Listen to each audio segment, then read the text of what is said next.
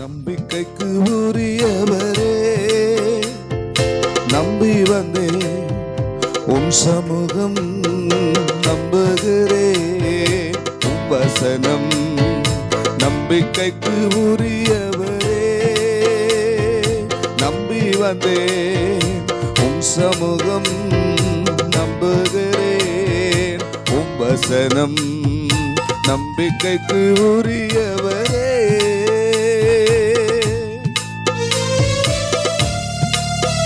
உரத்த சத்தமா எல்லாரும் ஒரு மனதோடு கரங்களை தட்டி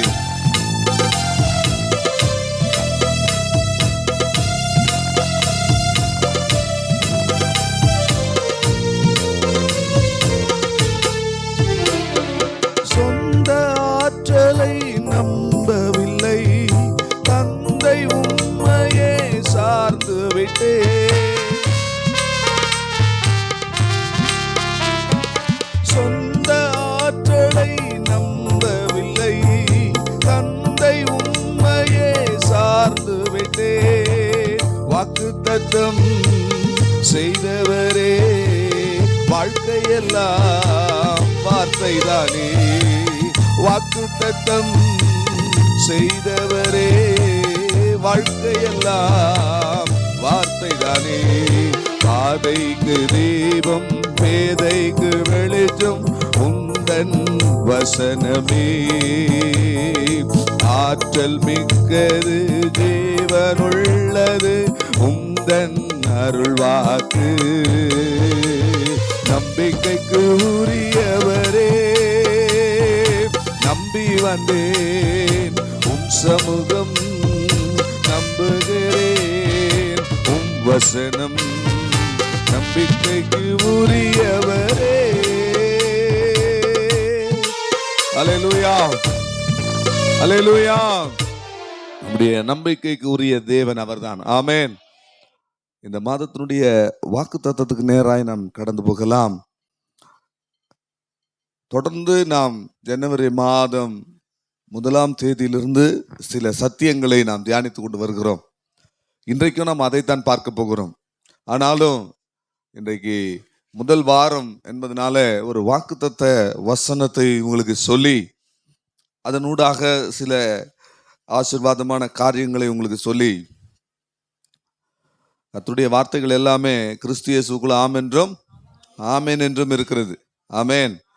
ஆகையினால இந்த மாதத்தினுடைய வாக்குத்தத்தமாக ஏசாயாவின் தீர்க்கதரிசன புஸ்தகம் 55ஆம் அதிகாரத்தினுடைய 11வது வசனத்தை நாம் திருப்பிக் கொள்வோம். கொஞ்ச நேரம் தேவனை நாம் முதலாவது ஸ்தோத்தரிப்போம்.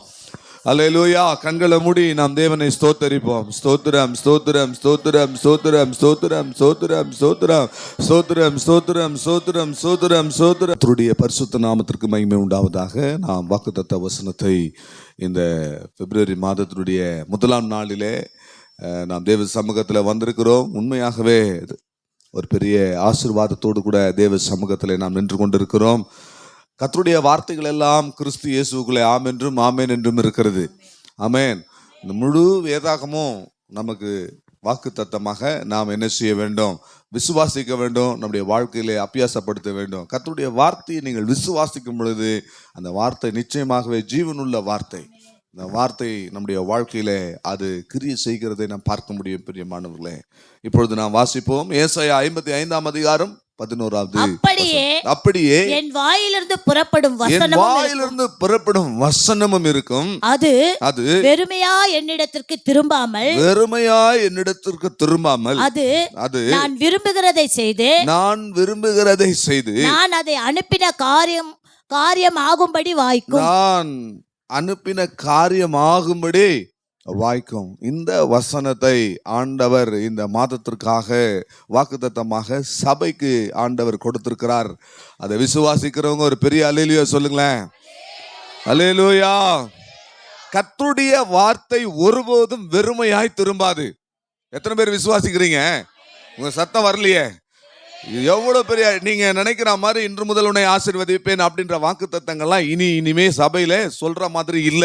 கர்த்தருக்கு ஸ்தோத்திரம்.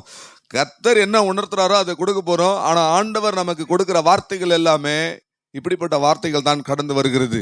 ஆகவே அருமையானவர்களே, இன்றைக்கு இந்த வசனத்தினுடைய ஆழத்தை ஒரே வார்த்தையிலே சொல்ல வேண்டுமானால், நீங்களும் நானும் தேவன் விரும்புகிறதை செய்தால் நாம் விரும்புகிறதை கர்த்தர் செய்வார். இந்த மாதத்துல கர்த்தர் விரும்புகிறதை நீங்கள் செய்வீர்களானால், நாம் செய்வோமானால், நாம் விரும்புகிறதை கர்த்தர் செய்வார். அல்லேலூயா, அல்லேலூயா, அல்லேலூயா. ஆண்டவருடைய வார்த்தை ஒருபோதும் வெறுமையாய் திரும்பாது.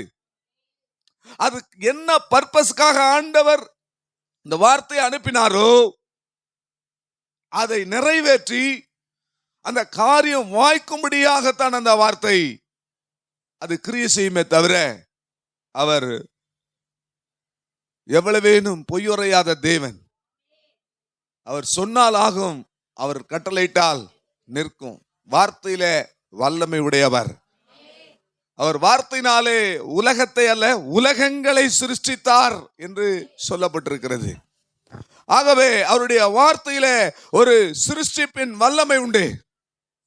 ஆமென் சொல்ல மாட்டீங்களா? அவர் சொன்னா இல்லாதவைகளை கூட அவர் இருக்கிறவராக அழைக்கிற தேவன். ஒன்றும் இல்லாமல் இருந்தது, இல்லாமையிலே வார்த்தையினாலே எல்லாவற்றையும் உருவாக்கின தேவன். ஆகவே அவருடைய வார்த்தையை விசுவாசியுங்கள். அவர் சொன்னால் அது காரியம் எதற்காக அவர் சொன்னாரோ அதை நிறைவேற்றி தான் அந்த வார்த்தையை திரும்பும். உங்களுக்காக அவர் என்ன வார்த்தை அவர் சொல்லியிருக்கிறார், உங்களை குறித்ததான தேவனுடைய சித்தம் என்ன, உங்களுக்கான வார்த்தை என்ன? பலமுறை சொல்லியிருக்கிறேன். ஒவ்வொரு நாளும் எழுந்திருக்கும் போது ஒரு வார்த்தையோட, இன்னைக்கு ஒரு மாதம், ஒரு வருஷத்துக்கு ஒரு வாக்கு தத்தம், ஒரு மாசத்துக்கு ஒரு வாக்கு தத்தம் அல்ல, ஒவ்வொரு நாளும் எழுந்திருக்கும் போது ஒரு வார்த்தையோடு எழுந்துருங்க. கண்களை திறக்கும் போது ஒரு வார்த்தையோட கண்களை திறவுங்க. இந்த வார்த்தையின்படி ஆண்டவரே என்னை நடத்தும் என்று சொல்லுங்க. ஆகவே பிரியமானவர்களே, கர்த்தர் விரும்புகிற காரியத்தை அவருடைய வார்த்தை செய்யும். நான் விரும்பினதை அது செய்யும். நான் விரும்பின காரியம் வாய்க்கும்படி அது செய்யும் என்று கர்த்தருடைய வார்த்தை வருகிறது. ஆகவே தேவன் என்ன விரும்புகிறார்? இன்றைக்கு 2 செய்தி நான் உங்களுக்கு கொடுக்க போறேன். இது ஒரு 5-10 நிமிஷம் தான் வாக்கு தத்துவம். நமக்கு பழைய பெண்டிங் இருக்கு இல்லையா? பாத்திரங்கள், கர்த்தருக்கு ஸ்தோத்திரம், கர்த்தரால தெரிந்து கொள்ளப்பட்ட பாத்திரங்கள், அதனுடைய பெண்டிங் நம்ம பார்க்க போகிறோம். கர்த்தருக்கு ஸ்தோத்திரம். ஜனவரி மாதத்திலிருந்து கண்டினியூ நாம் இந்த செய்தியை பார்த்து கொண்டு வருகிறோம். அதனால எனி மூமெண்ட் உங்களுக்கு ஒரு எக்ஸாம் இருக்கும் சபையில, அதுக்கும் ஆயத்தமாகுங்க.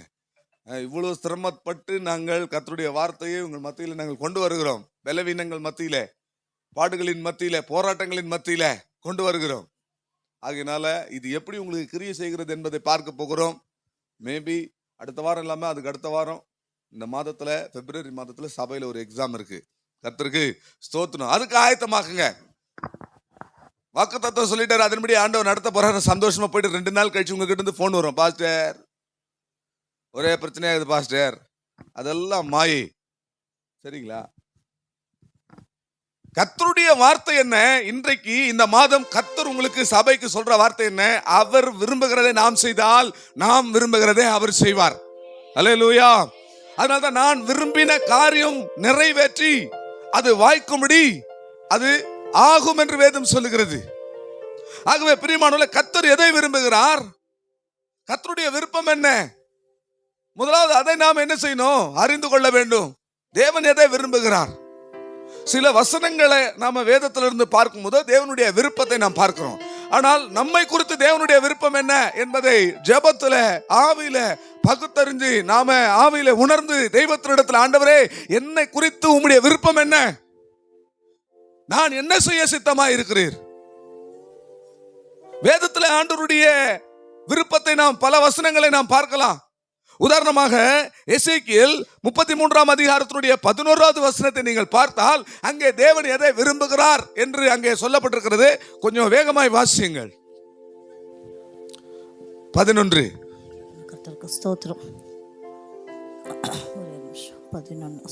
கர்த்தராகிய ஆண்டவர் உரைக்கிறது என்னவென்றால், நான் துன்மார்க்கருடைய மரணத்தை விரும்பாமல், துன்மார்க்கனுடைய மரணத்தை கர்த்தர் விரும்புகிறது இல்லை.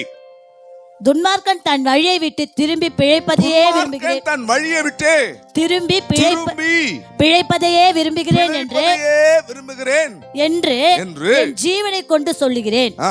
இஸ்ரவேல் வம்சத்தாரே, உங்கள் பொல்லாத வழிகளை விட்டு திரும்புங்கள், திரும்புங்கள், நீங்கள் ஏன் சாக வேண்டும் என்கிறார். கர்த்தருக்கு ஸ்தோத்திரம். இங்க தேவனுடைய விருப்பம் என்ன? மனிதன் திரும்பவும் கர்த்தரிடத்திற்கு திரும்ப வேண்டும். எங்க இருந்து திரும்பணும்? தன்னுடைய பொல்லாத வழிகளை விட்டு திரும்ப வேண்டும், துன்மார்க்கத்தை விட்டு திரும்ப வேண்டும். அதைத்தான் தேவன் விரும்புகிறார். கவனிக்கணும். ஒரு குறிப்பிட்ட அளவு வரைக்கும் நம்ம பார்ப்போம். ஒரு மனுஷன் ரொம்ப துன்மார்க்கமா ஜீவிக்கிறான்னு சொன்னா அநேக குடும்பங்கள்ல சில மனைவிமார்கள் சொல்றத பார்த்திருக்கேன். என்னிடத்துல சொல்லியிருக்கிறாங்க,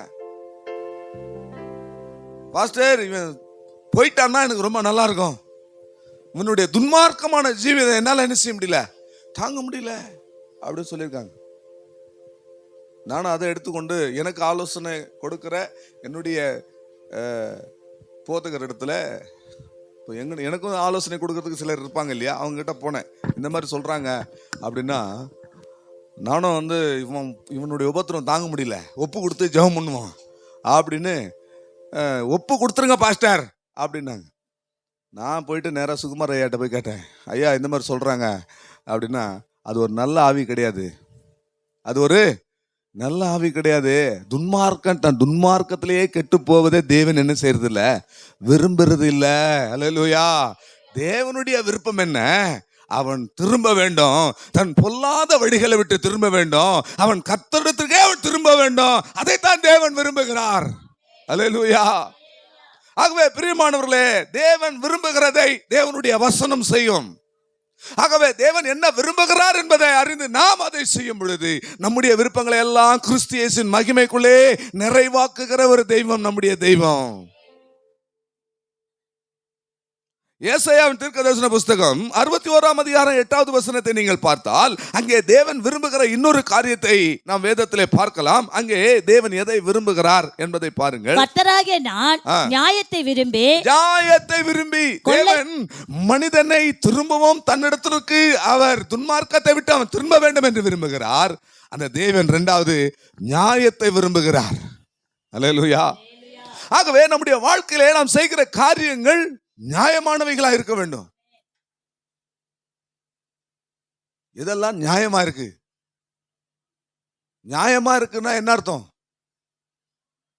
அநியாயமா இருக்க கூடாது. நம்ம செய்கிற அநியாயங்கள் என்ன? நம்மை நாமே நிதானித்து அறிய வேண்டும். பிரியமானவர்களே, தேவன் நியாயத்தை என்ன செய்யறாரு? விரும்புறார். ஒர்க் பண்ணுறவங்க, ஒரு சின்ன எக்ஸாம்பிள் சொல்கிறேன். வேலையில் 8 மணி நேரம் வேலை செய்யணும்னா 8 மணி நேரம் என்ன செய்யணும்? வேலை செய்யணும். நீங்கள் போயிட்டு கையெழுத்தை போட்டு வந்துடுற ஆட்கள்லாம் பார்த்துருக்கேன். சும்மா போய் அட்டனன்ஸை போட்டு என்ன செஞ்சிருவாங்க? வந்துடுவாங்க. அது என்னது? அது நியாயமா? சொல்லுங்க. அப்போ அது தேவன் விரும்புகிறாரா? தேவன் எதை விரும்புகிறாரு? நியாயத்தை விரும்புகிறாரு. நியாயத்தை விரும்புகிறாரு. அப்போ நம்முடைய வாழ்க்கையில நாம் நியாயமாய் நம்ம எல்லா காரியங்களும் ஜீவிக்கும் போது நாம விரும்புகிறது தேவன் செய்வார். கர்த்தருக்கு ஸ்தோத்திரம். ஓசியா 6ஆம் அதிகாரம் 6வது வசனத்திலே தேவன் விரும்புகிற இன்னொரு காரியத்தை நாம் பார்க்கலாம். ஓசியா 6ஆம் அதிகாரம் 6வது வசனம். பலியை அல்ல இரக்கத்தையும் தகன பலிகளை பார்க்கிலும் தேவனை அறிகிற அறிவையும் விரும்புகிறேன். கர்த்தர் எதை விரும்புகிறாரா? இப்போ நான் அனுப்பின காரியம், நான் விரும்பின காரியம் நிறைவேறும்படி அது வாய்க்கும். என் வசனம் ஒருபோதும் வெறுமையாய் திரும்பாது. அப்ப தேவன் இப்ப என்ன மூன்றாவதாக அவர் எதை விரும்புகிறார் என்று வேத வசனத்தின் பார்க்கும் பொழுது 2 காரியத்தை ஓசியா இதுல சொல்லுகிறார். தேவன் இரக்கத்தை விரும்புகிறார். அதே போல தேவனை அறிகிற அந்த அறிவிலே நாம் வளருகிறதை தேவன் விரும்புகிறார். தேவன் எதை விரும்புகிறார்? இரக்கத்தை விரும்புகிறார். ஏனென்றால் இரக்கம் உள்ளவர்கள் பாக்கியவான்கள். அவர்கள் என்ன செய்வாங்க? இரக்கம் பெறுவாங்க. ஜாய்ஸ் அடிக்கடி சொல்லுவாங்க, நியாய தீர்ப்பு நாள்ல இரக்கமானது என்ன செய்யும்? முந்திக் கொள்ளும். ஆகவே எவர்களெல்லாம் இரக்கம் செய்கிறார்களோ அவர்களுக்கு இரக்கம் உண்டாகும். ஏனென்றால் நம்முடைய தேவன் அவருடைய மனுஷனா இந்த பூமியில வந்த பிறகு அவர் எங்கெல்லாம் பார்க்கிறாரோ அங்கெல்லாம் அவருடைய இரக்கத்தை நாம் பார்க்க முடியும். அவர் எங்கெல்லாம் ஊழியத்துக்கு போறாரோ அவர் பார்க்கிறாரு. அந்த மனதுருக்கம்னு சொல்றாங்களா, அதுதான் தேவனுடைய இரக்கம். மேய்ப்பன் இல்லாத ஆடுகள் என்று இஸ்ரவேல் ஜனங்களை பார்த்த உடனே ஆண்டவர் என்ன செய்தாரு? மனதுருகினார். குஷ்டரோகியை பார்த்த உடனே மனதுருகினார். நாயினூர் விதவியின் மகனை சுமந்து கொண்டு போறாங்க, அடக்கம் பண்ண முடியாது. அந்த தாயினுடைய கண்ணீரை பார்த்த உடனே ஆண்டவர் என்ன செய்தாரு? மனதுருகினார். தகப்பன் தன் பிள்ளைக்கு இறங்குவது போல நான் உங்களுக்கு இறங்குவேன் என்று சொல்லுகிறார். ஆகவே தேவன் விரும்புகிற காரியம் என்ன? இரக்கத்தை தேவன் விரும்புகிறார். ஆகவே விசுவாசிகள், சபை மக்கள் எல்லாரும் எப்படிப்பட்டவர்களாய் காணப்பட வேண்டும்? இரக்கம் உள்ளவர்களாய் காணப்பட வேண்டும். அநேக உள்ளங்கள் கடின உள்ளங்களாக இருக்கிறது. கற்பாறையை போல அவருடைய இருதயங்கள் காணப்படுகிறது. அதெல்லாம் இந்த நாட்களை உடைக்கப்படணும். அவருடைய இருதயம், கல்லான இருதயத்தை எடுத்து ஆண்டவர் சதையான இருதயத்தினால நான் அதை மாற்றுவேன்னு கர்த்தர் சொன்னா, நம்முடைய இருதயம் சதையான இருதயமாய் மாறுவது என்றால் என்ன? இரக்கம் உள்ளவர்களாய் நாம் காணப்பட வேண்டும். இரக்கத்தை தேவன் விரும்புகிறார். அதோடு கூட தேவனை அறிகிற அறிவிலே நாம் வளருகிறதை தேவன் விரும்புகிறார். ஆமென். தேவனை அறிகிற அறிவில நாம் என்ன செய்ய வேண்டும்? வளர வேண்டும். தேவனை அறிவது எப்படி? எப்படி தேவனை அறிய முடியும் பிரதர்? எப்படி அறிய முடியும்? பிராங்க்லின், எப்படி தேவனை அறிந்து கொள்ள முடியும்? உங்களுடைய பலத்தினால, சுய ஞானத்தினால, நம்முடைய அறிவினால தேவனை என்ன செய்ய முடியாது? அறிய முடியாது. தேவனை அறியணும்னு சொன்னா அதுக்கு முதல் வழி என்ன தெரியுங்களா? தேவனே அதை வெளிப்படுத்தி தரணும் நமக்கு. பேதுருவை பார்த்து ஆண்டவர் கேட்கிறாரு, பேதுருவே, ஜனங்கள் எல்லாரும் என்ன யார் என்று சொல்லுகிறார்கள் என்று சொன்னபோது பேதுரு என்ன சொன்னாரு? சிலர் உம்மை எலியா என்கிறார்கள், வேறு சிலர் உம்மை யோவான் ஸ்நானகன் என்று சொல்லுகிறார்கள், வேறு சிலர் உம்மை எரேமியா என்கிறார்கள், நீ என்ன யாருன்னு சொல்ற பேதுரு? அப்படின்னு உடனே, நீர் ஜீவனுள்ள தேவனுடைய குமாரனாகிய கிறிஸ்து அப்படின்னு உடனே ஆண்டவர் சொன்னாரு, மாம்சமும் ரத்தமும் இதை உனக்கு வெளிப்படுத்தவில்லை. அப்புறம் எப்படி இந்த வெளிப்பாடு கிடைத்தது? பரலோகத்தில் இருக்கிற தேவனே இதை உனக்கு என்ன செய்தாரு? அப்ப கர்த்தரை அறிகிற அந்த அறிவு, பரலோகத்தின் தேவனே நமக்கு முதலாவது அதை நமக்கு திறக்கணும். அந்த ஞானம், அந்த அறிவு நமக்கு கர்த்தர் தான் தன்னை குறித்து என்ன செய்யணும்? வெளிப்படுத்தணும். அல்லேலூயா.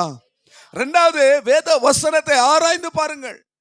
அதனால் உங்களுக்கு நித்திய ஜீவன் உண்டு. நித்திய ஜீவன் யார்?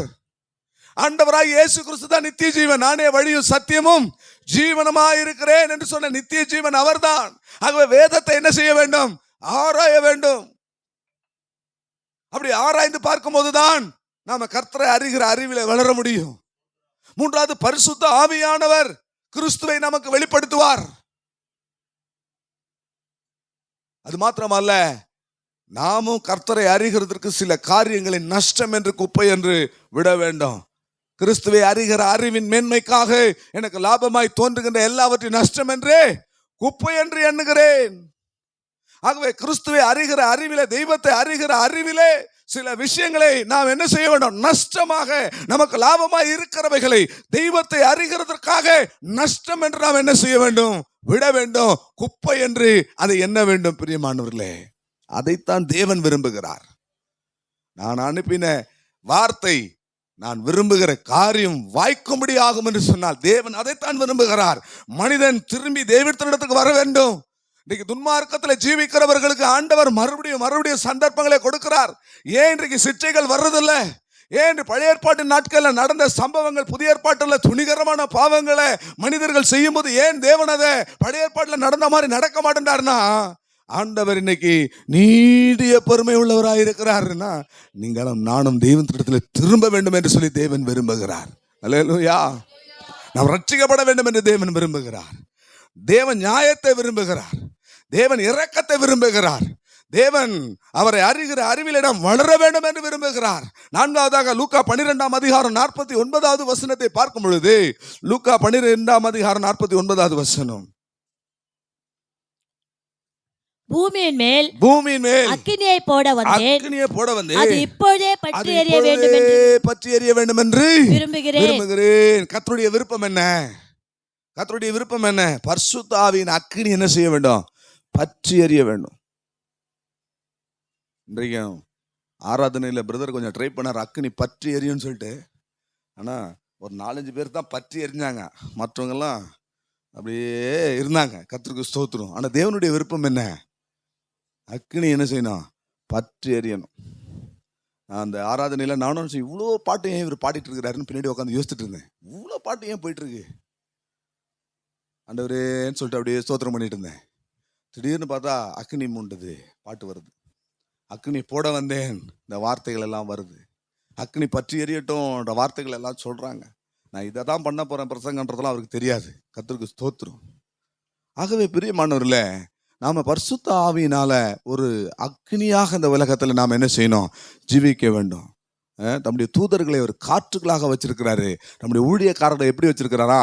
அக்னியும் அக்னி ஜுவாலையுமாக வைத்திருக்கிறார். எத்தனை பேர் சபையில் அக்னி ஜுவாலையா இருக்கிறீங்க? கரங்களை உயர்த்தி ஒரு அல்லேலூயா சொல்லுவோமா? அல்லேலூயா. தேவன் எதை விரும்புகிறாரு? நீ ஒரு அக்னியா இருக்கணும் என்பதை தேவன் விரும்புகிறார். பார்த்தாலே ஃபயர் என்ன செய்யணும்? அப்படியே உங்க முகத்துல அப்படியே ஜுவாலி தெரியணும். அப்படி ஒரு வாஞ்சை நமக்கு தேவை. அப்படி ஒரு விருப்பம் நமக்கு தேவை பிரியமானவர்களே. அப்படி வாழணும், ஒரு அக்னியா ஜீவிக்கணும். ஒரு மனிதன் வாழ்க்கையில் அக்னியா ஜுவாலித்து பிரகாசித்து அவன் கடந்து போகிறான். அவனுடைய ஊழியக்காரன் அவனுக்கு அசிஸ்டண்டா இருந்தவன் கதறான், இப்படி கதறான், என் ஆண்டவனே, என் ஆண்டவனே, இஸ்ரவேலுக்கு ரதமும் அக்னியும் அக்னி குதிரையுமா இருந்தவரே என்று சொல்லி. ஆகவே தேவனுடைய ஜனங்கள் இந்த காலை வேளையில உங்களுக்கு சொல்றேன், ஒரு அக்னியா நீங்க மாறணும். அக்னி ஜுவாலை என்ன செய்யணும்? பற்றி எரியணும். உங்களை பார்த்தாலே என்ன செய்யணும்? பிசாசுகளை அலறி ஓடணும். கர்த்தருக்கு ஸ்தோத்திரம். வியாதிகள் நீங்கள் கை வைக்கும் போது என்ன செய்யணும்? சுகமாக்கணும். நீங்க போய் நின்னால அந்த இடம் பரிசுத்தமாகணும். அதைத்தான் தேவன் விரும்புகிறார். நீங்கள் அக்னியா மாறணும். நீங்க போய் தங்குகிற வாசம் பண்ணுகிற எந்த இடத்திலும் ஒரு அக்னி பற்றி எரியணும். சர்வ சாதாரணமா உங்களை குறித்து யாரும் பேசிடக்கூடாது. உங்களை குறித்து பேசுறாங்கன்னு சொன்னா ரொம்ப கவனத்தோடு மற்றவர்கள் பேசணும். அந்த அளவுக்கு நீ ஒரு அனாயிண்டிங், ஃபயர் அனாயிண்டிங் உங்களுக்குள்ள காணப்பட வேண்டும் பிரியமானவர்களே. அல்லேலூயா. பூமியின் மேல அக்னியை போட வந்தார். இதுக்கெல்லாம் ஆவிக்குரிய ரகசியங்கள் அப்படி நம்ம போனோம்னா வாக்குத்தத்த செய்தியா நான் உங்களுக்கு சொல்லிக் கொண்டிருக்கிறேன். கர்த்தருடைய பரிசுத்த நாமத்துக்கு மகிமை உண்டாவதாக. யோவான் எழுதின சுவிசேஷம் 4ஆம் அதிகாரம் 23வது வசனத்திலே தேவன் விரும்புகிற காரியத்தை பாருங்கள். யோவான் எழுதின சுவிசேஷம் 4ஆம் அதிகாரம் 23வது வசனம்.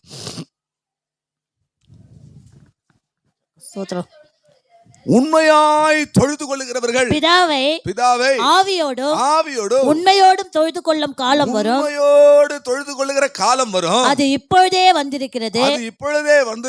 தம்மை தொழுது கொள்ளுகிறவர்கள் இப்படிப்பட்டவர்களா இருக்கும்படி பிதாவானவர் விரும்புகிறார். கர்த்தர் என்ன விரும்புகிறாரா? நீங்க தொழுது கொள்றது ஆவியோட உண்மையோட என்ன செய்ய வேண்டும்? தொழுது கொள்ள வேண்டும். உண்மையாய் கர்த்தரை என்ன செய்ய வேண்டும்? ஆராதிக்க வேண்டும். கடந்த வாரத்தில் என்ன பார்த்தோம்? என் குமாரனாகிய சாலமோனே, நீ உத்தம இருதயத்தோடும் உற்சாக மனதோடும் உன் கர்த்தரை சேவிப்பாயாக. உண்மையாய் கர்த்தரை நீங்கள் சேவிக்க கடவீர்கள். கடமைக்காக இல்ல, பொய்யா இல்ல, ஏதோ சொல்றாங்களேன்றதுக்காக அல்ல.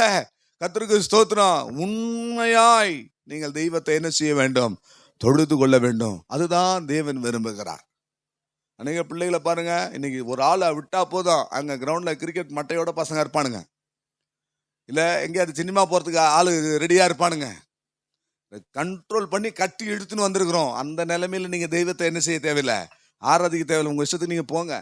கல்யாணத்துக்கு போனோம்னா போங்க, இல்லையா? இல்ல யாரையாவது போய் அடக்கம் பண்ணிட்டு வரணும்னா போய் அடக்கம் பண்ணிட்டு வாங்க. இல்ல எங்கேயாவது அலுவலா இருக்கணும்னா இருங்க. இல்ல வீட்டுல உட்காந்து டிவியை பார்த்துன்னு இருக்கணும்னா பாருங்க. உண்மையா தெய்வத்தை ஆராதிக்கிறவங்க, உற்சாகமானதோட தெய்வத்தை ஆராதிக்கிறவங்க மாத்திர தேவ சபைக்கு வாங்க. என்னுடைய தேவன் அதைத்தான் விரும்புகிறார். நீங்கள் ஆவியோடு தொழுது கொள்ள வேண்டும், உண்மையோடு தொழுது கொள்ள வேண்டும். ஒரு ஆளு கண்டினியூவா ஒரு போன மாசம் ஃபுல்லா வரல, இந்த முதல் வாரத்திலையும் வரல, கேட்டா கழனில வேலை இருக்கு, அங்க வேலை இருக்குங்க, போங்க. உண்மையாய் தெய்வத்தை ஆராதிக்கிறவர்கள் மாத்திர சபைக்கு வாங்க. அல்லேலூயா. ஏனென்றால் ஆண்டவரை தொழுது கொள்ளுகிறவர்கள், ஆராதிக்கிறவர்கள் ஆவியோடு ஸ்பிரிட் ஃபில்லிங்கோட தேவனை ஆராதிக்க வேண்டும். அது உண்மையாய் கர்த்தரை என்ன செய்ய வேண்டும்? ஆராதிக்க வேண்டும், தொழுது கொள்ள வேண்டும். அதைத்தான் தேவன் விரும்புகிறார். கர்த்தருடைய பரிசுத்த நாமத்திற்கு மகிமை உண்டாவதாக. யோவான் எழுதின சுவிசேஷம் 17ஆம் அதிகாரம் 24வது வசனம். பிதாவே, உலக தோற்றத்துக்கு முன் நீர் என்னில் அன்பா இருக்கிறபடினால் நீர் எனக்கு தந்த என்னுடைய மகிமையை நீர் எனக்கு தந்தவர்கள் காணும்படியாக நான் எங்கே இருக்கிறேனோ அங்கே அவர்களும் என்னோட கூட இருக்க விரும்புகிறேன். கர்த்தர் இப்ப எதை விரும்புகிறார்? நாம அவரோடு கூட இருக்க தேவன் என்ன செய்யறாரு? விரும்புறாரு. ஒரு ஆமென் சொல்ல மாட்டீங்களா? சீஷர்களை சொல்றாரு, நான் எங்க இருக்கணும் அங்கே என்னுடைய சீஷர்கள் இருக்கணும். சீஷர்கள் என்று சொன்னால் யார் தான் சீஷர்கள்? சீஷர்களுக்கு ஒரு பெயர் வந்துச்சு. கர்த்தருக்கு ஸ்தோத்திரம். கிறிஸ்தவர்கள் என்கிற பெயர் முதல்ல யாருக்கு வந்ததுன்னா சீஷர்களுக்கு தான் வந்தது. நான் இப்படி சொல்றேன், மறுபடியும் சொல்றேன், சீஷர்களுக்கு முதல்ல வந்த பெயர் தான் கிறிஸ்தவர்கள். கிறிஸ்தவர்கள் என்ற பெயர் முதல்ல யாருக்கு வந்தது? சீஷர்களுக்கு வந்தது. அப்படியானால் யாரெல்லாம் உண்மையான சீஷனா இருக்கிறானோ அவனுக்கு தான் கிறிஸ்தவன் என்கிற பெயர் பொருந்தும். ஆமென். நான் கிறிஸ்டின் சும்மாலாம் சொல்லிட்டு இருக்க கூடாது. ஒரிஜினலா கிறிஸ்டியன் அப்படி சொன்னா அவன் யாரா இருக்கணும்? முதல்ல டிசைபிளா இருக்கணும், சீஷனா இருக்கணும். அந்தியோகியாவிலே முதல்ல சீஷர்களுக்கு கிறிஸ்தவர்கள் என்ற பெயர் வழங்கலாயிற்று என்று நாம் அப்போஸ்தலர் நடவடிக்கைகளை வாசிக்கிறோம். அப்போ உண்மையான கிறிஸ்தவன் யாரு? சீஷனா இருக்கிறவன். அந்த சீஷனை பார்த்து ஆண்டவர் சொல்றாரு, நான் எங்க இருக்கிறனோ அவர்களும் என்ன செய்யணும்? அங்கே இருக்கணும். அதைத்தான் நான் என்ன செய்றேன்? விரும்புறேன். அல்லேலூயா, அல்லேலூயா, அல்லேலூயா. ஆகவே பிரியமான இன்னொரு காரியத்தை கூட சொல்லி நம்ம இந்த நாளுக்குரிய சத்தியத்துக்கு நேராக போலாம். இதோட பிரசங்கம் முடிஞ்சிடல. இது வாக்குத்தத்த செய்தி. கர்த்தருக்கு ஸ்தோத்திரம். 2 பிரசங்கம் நான் சொல்லிட்டேன் இன்னைக்கு. இன்னொரு காரியத்தை தேவன் விரும்புகிறார். எபிரேயர் 1:9 பார்க்கும் பொழுது, எபிரேயர் 1:9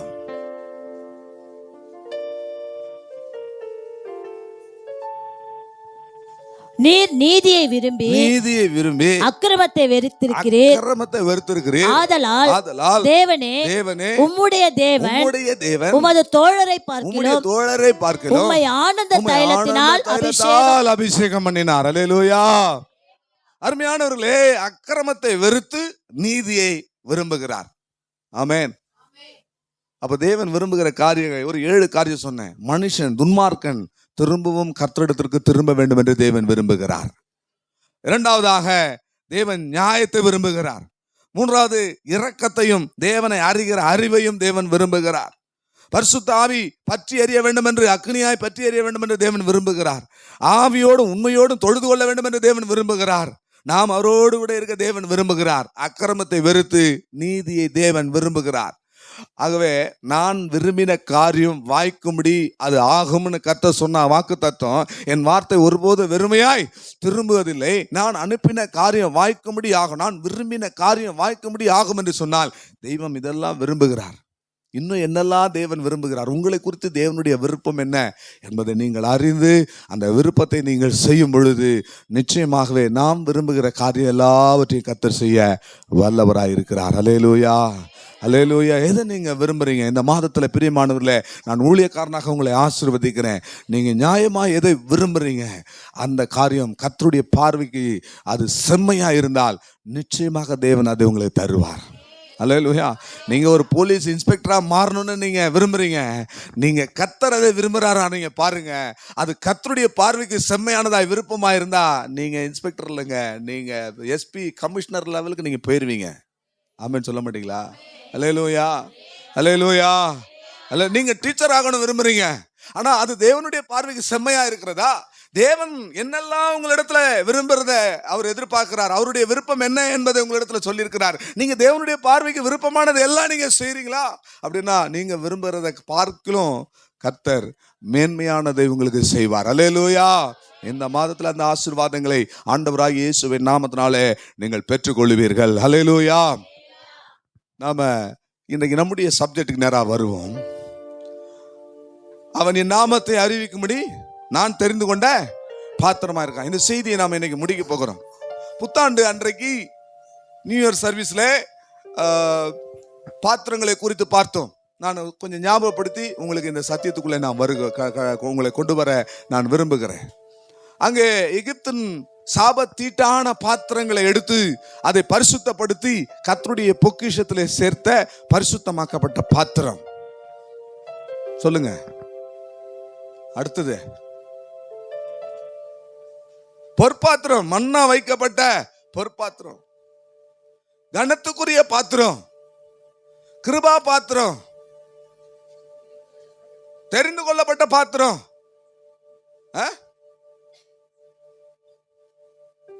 ஏங்க ஓபன் புக் எக்ஸாம் தானே, சோத்துரும். நான் எக்ஸாம் டேட் ஏன் சொல்ல தெரியுங்களா? அன்னைக்கு வரமாட்டீங்க, அதனால தான் சொல்றேன். கம்மிங் வீக்ல இருந்து இருக்கும் உங்களுக்கு, இந்த மந்த்துக்குள்ள உங்களுக்கு ஒரு எக்ஸாம் இருக்கும். தோத்துரும். கனத்துக்குரிய பாத்திரம் தான் ராஜா கனம் பண்ணுகிற பாத்திரம் சொல்லி பார்த்தோம். வெறுமையான பாத்திரம், கசப்பு காடி நிறைந்த பாத்திரம், உடைக்கப்பட்ட பாத்திரம், விரும்புவார் இல்லாத பாத்திரம், தெரிந்து கொள்ளப்பட்ட பாத்திரம், இப்படி பல பாத்திரங்களை பார்த்து கடைசியா நாம கடந்த வாரத்துல ஆராதனைக்குரிய அல்லது ஊழியத்திற்குரிய பாத்திரங்கள் என்று சில காரியங்களை நாம் பார்த்தோம். அல்லேலூயா. எபிரேயர் 9ஆம் அதிகாரம் 21வது வசனத்திலே ஆராதனைக்குரிய பணிமுட்டுகள் என்று சொல்லி நாம் பார்த்தோம். கர்த்தருக்கு ஆராதனை செய்யக்கூடிய ஒரு பாத்திரமாக நாம் காணப்பட வேண்டும். கர்த்தருக்கு ஊழியம் செய்யக்கூடிய ஒரு பாத்திரமாக நாம் காணப்பட வேண்டும். பிரியமானவர்களே, இந்த பூமியிலே மனிதன் இன்றைக்கு பிறந்ததனுடைய நோக்கம் என்ன? தெய்வத்தை ஆராதிக்க வேண்டும், தெய்வத்தை தொழுது கொள்ள வேண்டும், தெய்வத்தை சேவிக்க வேண்டும். அதற்காகத்தான் பூமியிலே நாம் கர்த்தருக்கு ஊழியம் செய்வது என்றால் என்ன? இங்க வந்து பாடுறதும், நாம் பிரசங்கம் பண்றதும், சபை நடத்துறதும் ஊழியம் நினைச்சிட்டு இருக்கிறீங்களா? கர்த்தரை சேவித்தல் என்று சொன்னால் என்ன அர்த்தம்? உன் முழு இருதயத்தோட, உன் முழு ஆத்மாவோட, உன் முழு பலத்தோடும் தேவனாகிய கர்த்தரிடத்திலே அன்பு கூர்வாயாக. அதுதான் பழைய ஏற்பாட்டினுடைய பிரமாணம், அதுதான் புதிய ஏற்பாட்டினுடைய பிரதானமான பிரமாணம். 2 ஏற்பாடுகளினுடைய பிரதானமான காரியம். தெய்வத்தை நாம் நேசிக்க வேண்டும், அவருக்கு நாம் ஊழியம் செய்ய வேண்டும், அவரை ஆராதிக்க வேண்டும், அவரை சேவிக்க வேண்டும். அல்லேலூயா. அதைத்தான் நாம கடந்த வாரத்தில் பார்த்தோம். எல்லாரும் கர்த்தரை ஆராதிக்க வேண்டும், எல்லாரும் கர்த்தரை சேவிக்க வேண்டும்.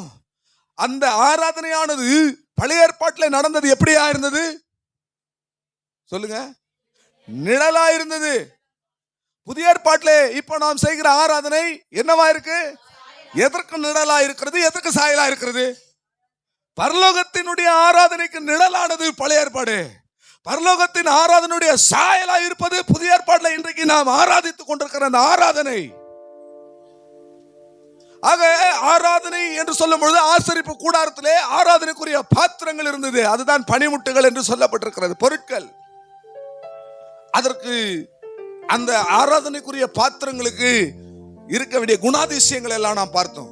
உண்மையாய் ஆராதிக்க வேண்டும், உத்தமமாய் ஆராதிக்க வேண்டும், உற்சாகமாய் ஆராதிக்க வேண்டும், பயத்தோடு ஆராதிக்க வேண்டும். கர்த்தருக்கு ஸ்தோத்திரம். இந்த ஆராதனைக்குரிய பாத்திரங்கள் மேல மோசே செய்த சில காரியங்களை நம்ம பார்த்தோம். போன வாரம் என்ன செய்தார்? அவரு ரத்தத்தை தெளித்தார். கர்த்தருக்கு ஸ்தோத்திரம். ரத்தம் தெளிக்கப்படுதல் என்றால் என்ன? நீங்க சரியான ஆராதனைக்குரிய பாத்திரமா இருந்தால் உங்க மேல என்ன செய்யப்படணும்? ரத்தம் தெளிக்கப்படணும். கொஞ்சம் குறைய எல்லாம் ரத்தத்தினாலே சுத்திகரிக்கப்படணும். ஆகவே இயேசுவின் ரத்தத்தினால தெளிக்கப்பட்ட பாத்திரங்கள் தான் ஆராதனைக்குரிய ஊழியத்திற்குரிய பாத்திரங்கள். உங்க மேல கர்த்தருடைய ரத்தம் தெளிக்கப்பட்டிருக்கா? அல்லேலூயா. எத்தனை பேர் கர்த்தருடைய ரத்தம் என் மேல் தெளிக்கப்பட்டிருக்குன்னு சொல்றவங்க கரங்களை உயர்த்தி ஒரு அல்லேலூயா சொல்லுங்க. கர்த்தருக்கு ஸ்தோத்திரம். பிரியமானவர்களே, அந்த ரத்தம் நம்மை நீதிமானாய் மாற்றுகிறது என்று பார்த்தோம். அந்த ரத்தம் தூரத்தில் இருந்த நம்மை அவருக்கு சமீபமாய் நம்மை மாற்றுகிறது என்று பார்த்தோம்.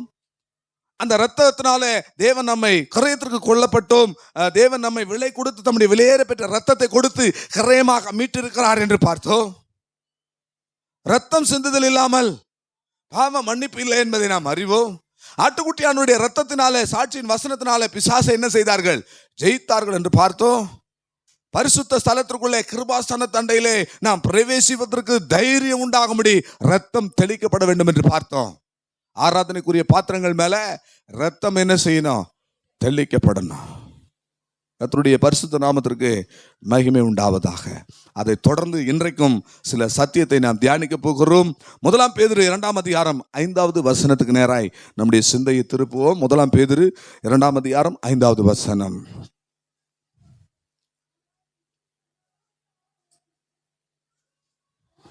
ஜீவனுள்ள ம், கற்களைப் போல ஆவிக்கேற்ற மாளிகையாகவும் ம், இயேசு கிறிஸ்து மூலமாய் தேவனுக்கு பிரியமான ஆவிக்கேற்ற பலிகளை செலுத்தும்படிக்கு ம். பரிசுத்த ஆசாரிய கூட்டமாகவும் கட்டப்பட்டு வருகிறீர்கள். அல்லேலூயா, அல்லேலூயா. இந்த ஆராதனைக்குரிய பாத்திரங்கள் ஆவிக்கேற்ற பலிகளை செலுத்தும்படி ரத்தம் சிந்துதல். நாம ராஜரீக ஆசாரிய கூட்டமாய் நாம என்ன செய்து கொண்டு வருகிறோம்? கட்டப்பட்டு வருகிறோம். பலிகளானது இந்த ஆராதனைக்குரிய பாத்திரங்களை சுத்திகரிக்கிறது. ஆமென் சொல்லுங்களேன். இன்றைக்கு இந்த ஆராதனைக்குரிய பாத்திரங்கள் என்று சொல்லும் பொழுது ரத்தத்தினால சுத்திகரிக்கப்பட்டதுன்னு நம்ம கடந்த வாரம் பார்த்தோம். இன்றைக்கு அதையே தொடர்ந்து தான் நாம் பார்க்க போகிறோம். பலிகளினாலே ஆராதனைக்குரிய பாத்திரங்கள் சுத்திகரிக்கப்பட்டு ராஜரீக ஆசாரிய கூட்டமாய் நாம் மாறி தேவனுக்கு நாம் என்ன செய்கிறோம்? ஊழியம் செய்கிறோம், அவரை சேவிக்கிறோம். பிரியமானவர்களே, கர்த்தருக்கு ஸ்தோத்திரம். பழைய ஏற்பாட்டிலே 5 பெரிய பலிகள் செலுத்தப்பட்டது. அந்த 5 பெரிய பலிகளை நாம ஆவிக்குரிய பலிகளாக நாம் இப்ப இன்றைக்கு காலையில பார்க்க போகிறோம். ஆராதனைக்குரிய பாத்திரங்கள் பலிகளின் மூலமாக சுத்திகரிக்கப்பட்டது. பழைய ஏற்பாட்டிலே 5 பெரிய பலிகள் செலுத்தப்பட்டது. பார்த்துருங்க, லேவியராகமம் 5ஆம் அதிகாரத்துல முதல் 5 அதிகாரத்துல நீங்க பாத்தீங்கன்னா அந்த 5 பலிகளை குறித்து நமக்கு நேரம் இல்லாததுனால உங்களுக்கு நான் இப்படி சொல்லிடுறேன். லேவியராகமம் 5ஆம் அதிகாரத்துல ஒவ்வொரு அதிகாரத்துல ஒவ்வொரு பலியை பற்றி சொல்லப்பட்டிருக்கிறது. முதல் அதிகாரம் லேவியராகமம் 1ஆம் அதிகாரத்துல சர்வாங்க தகன பலியை குறித்து சொல்லப்பட்டிருக்கிறது. 2ஆம் அதிகாரத்திலே போஜன பலியை குறித்து சொல்லப்பட்டிருக்கிறது. 3ஆம் அதிகாரத்திலே சமாதான பலியை குறித்து சொல்லப்பட்டிருக்கிறது. 4ஆம் அதிகாரத்திலே பாவ நிவாரண பலியை குறித்து சொல்லப்பட்டிருக்கிறது. 5ஆம் அதிகாரத்திலே குற்ற நிவாரண பலியை குறித்து அங்கே சொல்லப்பட்டிருக்கிறது. இந்த 5 அதிகாரங்களை இன்றைக்கு நீங்கள் வீட்டில் போய் தயவு செய்து வாசித்து விட்டு மற்ற காரியங்களை நீங்கள் செய்யுங்க. கர்த்தருக்கு ஸ்தோத்திரம். 1ஆம் அதிகாரத்திலே சர்வாங்க தகன பலியை நம்ம பழைய ஏற்பாட்டிலே பார்க்கிறோம். அது எதனுடைய நிழலாட்டமாக இருக்கிறது? அந்த நிழலான அந்த ஆராதனை எப்படிப்பட்ட ஒரு ஆராதனை பிரியமானவர்களே? நம்மை முழுமையான ஜீவ பலியாய் நம்மை நாமே கர்த்தருக்கு ஒப்பு கொடுக்க வேண்டும். அதைத்தான் அந்த சர்வாங்க தகன பலி காண்பிக்கிறது. 2ஆம் அதிகாரத்திலே போஜன பலி என்று சொல்லுவது, போஜனம் என்று சொன்னாலே தேவ சித்தம் செய்வதை காண்பிக்கிறது. ஆகவே போஜன பலி என்பது தேவ சித்தம் நம்முடைய வாழ்க்கையில நிறைவேற நம்மை ஒப்பு கொடுப்பது தான் போஜன பலி. நிழலான ஆராதனை, சாயலான ஆராதனை. நிழலா அங்க செஞ்சாங்க, இப்ப சாயலா. நிழல் என்பது என்ன? ஒரு ஜீவ பலியை என்ன செய்தாங்க? உயிருள்ள பலியை சந்து சந்தாய் துண்டித்து சர்வ அங்கத்தையும் துண்டித்து என்ன செய்தாங்க? மிருகத்தை, காளைய, ஆட்டுக்கிடாவ பலியிட்டாங்க. சர்வாங்க தகன பலியா தான் அது அங்க நிழலா இருந்தது. இப்ப நமக்கு சாயல் என்று சொல்லும் பொழுது நாம நம்மை முழுமையாய் சர்வ அங்கத்தையும் முழுமையாய் தெய்வத்திற்கு ஒப்பு கொடுப்பது தான் அந்த சர்வாங்க தகன பலி. 2வது போஜன பலி. போஜனம் என்று சொன்னாலே தேவ சித்தம் செய்வதை காண்பிக்கிறது. போஜனம்னா என்ன? என்னை அனுப்பினருடைய சித்தத்தை செய்வதே என்னுடைய போஜனமாய் இருக்கிறது என்று இயேசு கிறிஸ்து சொல்றாரு. ஆகவே போஜன பலி என்று பழைய ஏற்பாட்டிலே நிழலாய் சொல்லப்பட்டது. புதிய ஏற்பாட்டிலே நாம தேவ சித்தம் செய்ய நம்மை பூரணமாய் ஒப்பு கொடுப்பதை காண்பிக்கிறது. 3வது சமாதான பலி. கர்த்தருக்கு ஸ்தோத்திரம். 3ஆம் அதிகாரத்திலே சொல்லப்பட்ட சமாதான பலியினுடைய நிழல், அதனுடைய சாயல் என்ன பிரியமானவர்களே? நாம நம்முடைய வாழ்க்கையிலே தேவன் தந்த சமாதானத்தை நாம் பாதுகாக்க வேண்டும். யாவரோடு நாம் சமாதானமாக காணப்பட வேண்டும். சமாதானத்துக்கு கேடுவான எல்லா காரியங்களையும் நம்முடைய வாழ்க்கையிலிருந்து நாம் அகற்றிவிட்டு நாம் தேவன் தந்த சமாதானம், பூரண சமாதானத்தோடு நாம் இருதயம் கலங்காமலும் பயப்படாமலும் நாம் காணப்பட வேண்டும். ஆமென் சொல்ல மாட்டீங்களா? அல்லேலூயா. கர்த்தருடைய பரிசுத்த நாமத்திற்கு மகிமை உண்டாவதாக. சமாதான பலி. 4வது பாவ நிவாரண பலி. 4ஆம் அதிகாரத்திலே பாவ நிவாரண பலி. நாம் ரட்சிக்கப்பட்டிருக்கிறோம், நாம இதெல்லாம் ஒப்பு கொடுத்திருக்கிறோம், எல்லா காரியங்களும் செஞ்சிருக்கிறோம். ஆனாலும் சில நேரங்களிலே நம்முடைய ஜீவிதத்திலே சில பாவங்கள் நம்மை மேற்கொண்டு விடுகிறது, சில தவறுகள் நம்மை மேற்கொண்டு விடுகிறது. அந்த நேரத்திலே நம்முடைய பாவங்களை உணர்ந்து நம்மை நாமே சீர்படுத்திக் கொள்வதுதான் பாவ நிவாரண பலி. பிரியமானவர்களே, நீங்க நினைக்கலாம் இந்த பாவம் செய்யல, அதுதான் பாவம், இதுதான் பாவம், அது பெரிய பாவம், இது சிறிய பாவம், அப்படிலாம் கிடையாது. பிரமாணத்தை மீறுவதே பாவம். பிரமாணத்தை மீறுவது. இந்த புதிய ஏற்பாட்டு சபைக்குள்ள இருக்கிறீங்கன்னா, இந்த புதிய ஏற்பாட்டு சபைக்கு சில பிரமாணங்கள் உண்டு. நாம் ரட்சிக்கப்பட்ட தேவனுடைய பிள்ளைகள் என்று சொன்னால் அதற்கென்று சில பிரமாணங்கள் உண்டு. இந்த பிரமாணத்தை மீறுவது என்னதான்? பாவம். நீ நன்மை செய்ய அறிந்தோம் அதை செய்யாமல் போனால் அது பாவமா இருக்கும். அநீதி எல்லாம் பாவம் தான். கர்த்தருக்கு ஸ்தோத்திரம். இன்னொரு வசனம் சொல்லுதுங்க, விசுவாசத்துல வராத யாவும் பாவமா இருக்கு. அப்ப சில நேரத்தில் இப்ப நான் இந்த ஒரு 4 வசனத்தை மாத்திரம் நான் உங்களுக்கு சொல்றேன். அநீதி எல்லாம் பாவம். நீங்க ரட்சிக்கப்பட்டாச்சு, ஞானசானம் எடுத்தாச்சு, ஒப்பு கொடுத்தாச்சு, தேவசித்தம் செய்ய எல்லாம் வந்துருச்சு. சில நேரத்தில் அநீதியான காரியத்தை செஞ்சிரும் போது அது நமக்கு பாவம். சில நேரத்தில் தேவன் தந்த பிரமாணத்தை மீறி நடக்கும் போது அது நமக்கு பாவம். கடைசியா இதெல்லாம் கூட ஓகே. விசுவாசினா விசுவாசத்துல இருக்கணும். விசுவாசத்துல வராத யாவுமே பாவமா இருக்கு. அப்பனா நம்முடைய ஆராதனையில நம்ம கர்த்தருடைய ஊழியத்திற்கான பாத்திரங்கள் என்று சொன்னா, பிரியமானவர்களே, நாம பாவ நிவாரண பலி, அதாவது குற்றங்களை உணர்ந்து சீர்படுத்தி கொள்ள நம்மை ஒப்பு கொடுக்கிற அந்த அனுபவம் தான். 4ஆம் அதிகாரம் 5ஆம் அதிகாரம் 5ஆம் அதிகாரத்தை நீங்கள் வாசித்து பார்த்தா அங்க குற்ற நிவாரண பலியை குறித்து சொல்லப்பட்டிருக்கிறது. இந்த இடம் கொஞ்சம் கருகலான ஒரு விஷயத்தை சொல்றேன், நல்லா கவனிங்க. குற்ற நிவாரண பலி அப்படின்னு சொன்னா, இது நாம் இப்போ எதுக்கு முன்னாடி சொன்னேன், பாவ நிவாரண பலி. இங்க குற்ற நிவாரண பலின்னு சொன்னா, கர்த்தருக்கு ஸ்தோத்திரம், 2 பேர் ஒரு தவறு இழைக்கிறாங்க, தவறு நடக்குது, ஏதோ ஒரு குற்றத்தை செய்யறாங்க. அதை பார்த்துட்டும் இதுக்கு எனக்கு சம்பந்தம் இல்லை என்று சொல்லி நாம் விலகி போக கூடாது. கர்த்தருக்கு ஸ்தோத்திரம். அந்த குற்றத்துல நாம பங்கெடுக்கவும் கூடாது. ஆனால் அந்த குற்றத்திலிருந்து, அந்த பாவத்திலிருந்து மற்றவர்களை நாம் என்ன செய்யணும், அந்த குற்றத்துக்குள்ள இருக்கிறவர்களை மீட்டெடுக்கிறதுக்கு நாம் என்ன செய்யணும், பிரயாசப்படணும். இப்படி சொல்றேன், இது உங்களுக்கு புரியறதுக்கு கஷ்டம். இயேசு கிறிஸ்து பாவம் அல்லாதவர், பாவமற்றவர், பாவம் செய்யாதவர். ஆனால் மனுக்குலத்தின் பாவத்தை மீட்கும்படியாக தன்னைத்தானே ஒப்பு கொடுத்தார். அந்த பலிக்கு தான் குற்ற நிவாரண பலி. இயேசு கிறிஸ்து குற்ற நிவாரண பலியாக சிலுவையிலே அறையப்பட்டார். இதெல்லாம் பழைய ஏற்பாட்டினுடைய நிழலான ஆராதனைக்குரிய பாத்திரங்க. புதிய ஏற்பாட்டுக்கு வரும் பொழுது நம்மை நாமே ஒப்பு கொடுப்பது, நம்முடைய சமாதானத்தை காத்துக்கொள்ளுவது, நம்முடைய குற்றங்களை உணர்ந்து அதை சீர்படுத்தி கொள்ளுவது, நாம மற்றவருடைய குற்றத்திற்காக நாம ஜெபிக்காமல் இருந்தால் அது நமக்கு பாவமா இருக்கும். சவுல் ஒரு இடத்துல சொல்றாரு, நான் இதற்காக விண்ணப்பம் பண்ணாமல் இருந்தால் அது எனக்கு பாவமா இருக்கும் என்று சொல்லுகிறார். ஆகவே இப்படிப்பட்ட பலிகளின் மூலமாக பழைய ஏற்பாட்டினுடைய ஆராதனைக்குரிய பாத்திரங்கள் சுத்திகரிக்கப்பட்டது, ஆராதனைக்குரிய பனிமுட்டுகள் சுத்திகரிக்கப்பட்டது. இனி யாத்ராகமம் 40ஆம் அதிகாரம் 9வது வசனத்தை நாம் வாசிப்போம். யாத்ராகமம் 40ஆம் அதிகாரம் 9வது வசனம்.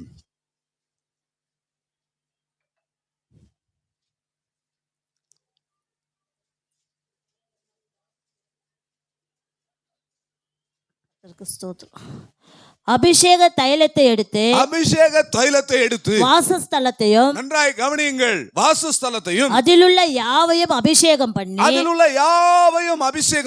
அதையும் அதிலுள்ள சகல பனிமுட்டுகளையும் பரிசுத்தப்படுத்துவாயாக. அப்பொழுது பரிசுத்தமாயிருக்கும் ஆராதனைக்குரிய பாத்திரங்கள். இந்த வாரத்தினுடைய செய்தி, இவ்வளவு நேரம் போன வார்த்தை குறித்த பார்த்தோம், வாக்குத்தத்தத்தை பார்த்தோம். இந்த வாரத்தினுடைய செய்திக்குள்ளே இப்பதான் நாம் கடந்து போகிறோம். நீங்கள் கவனமாய் கேளுங்கள். ஆராதனைக்குரிய பனிமுட்டுகள் என்கிற ஆராதனைக்குரிய பாத்திரங்களுக்கு இங்கே மோசே செய்த காரியம், 2 காரியத்தை செய்தான். ஒன்று, அந்த ஆராதனைக்குரிய பாத்திரங்களை எல்லாம் அபிஷேகித்தான். அல்லேலூயா.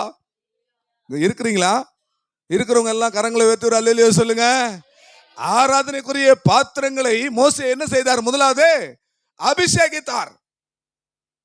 2வது ஒரு காரியத்தை செய்தார். இந்த 2 காரியங்களை சொல்லி இந்த செய்தியை நான் இன்றைக்கு முடிக்கிறேன். பிரியமானவர்களே, கர்த்தருக்கு ஸ்தோத்திரம்.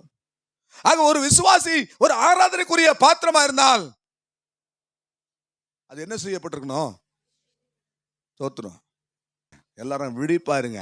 நீங்கள் ஆராதனைக்குரிய பாத்திரமா இருந்தால் நீங்கள் என்ன செய்யப்பட்டிருக்கணும்? அபிஷேகம் பண்ணப்பட்டிருக்கணும். முதலாவது ஆராதனைக்குரிய பாத்திரங்கள் மேலே ரத்தத்தை தெளித்தான். அப்படி என்றால் ரத்தத்தினால் உண்டான சுத்திகரிப்பு. இங்கே ஆராதனைக்குரிய பாத்திரங்களை எல்லாம் ஆனந்த தைல அபிஷேகத்தினாலே அபிஷேகித்து அதை பரிசுத்தம் பண்ணினான் என்று சொல்லி பார்க்கிறோம். ஏன் இந்த அபிஷேகம் நமக்கு தேவை பிரியமானவர்களே? பரிசுத்த ஆவியானவர் தருகிற அபிஷேகம் எப்படிப்பட்டது? கர்த்தருக்கு ஸ்தோத்திரம். தண்ணீரிலே ஞானஸ்நானம் பெறுகிறோம், ஆனால் என்னிலும் வல்லவர் ஒருவர் வருகிறார். அவர் என்ன செய்வார்? உங்களுக்கு ஆவியினாலும் அக்கினியினாலும் உங்களுக்கு ஞானஸ்நானம் கொடுப்பார்.